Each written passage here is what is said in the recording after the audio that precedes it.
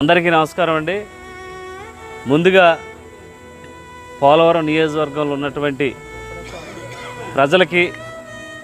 ఓటర్లకి, అలాగే జనసేన పార్టీ నాయకులకి, జనసేన పార్టీ కార్యకర్తలకి, టీడీపీ నాయకులకి, టీడీపీ కార్యకర్తలకి, బీజేపీ నాయకులకి, కార్యకర్తలకి, అలాగే ప్రజానీకానికి ప్రతి ఒక్కరికి కూడా 78వ స్వతంత్ర దినోత్సవ శుభాకాంక్షలు మా జనసేన పార్టీ పోలవరం నియోజకవర్గం నుంచి తెలియజేస్తున్నాం. అలాగే మీరందరూ కూడా ఏదైతే ఈ స్వతంత్రం వచ్చి 78 సంవత్సరాలు పూర్తి చేసుకున్న సందర్భంగా